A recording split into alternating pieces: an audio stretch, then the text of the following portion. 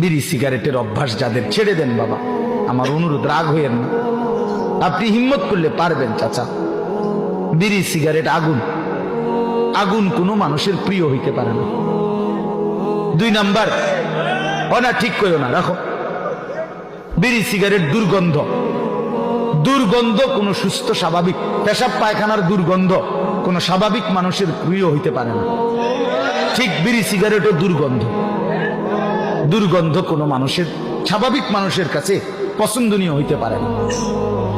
এটা আপনার অসুস্থতা, আপনার এটা অসুস্থতা, আপনার মানসিক বিকৃতি এটা।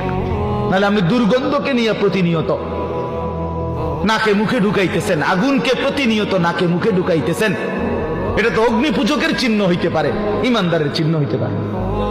আর আমার একটা কথা শেষ, চাচারা রাগ হইয়েন না, আপনাদেরকে বলি, 60 বছর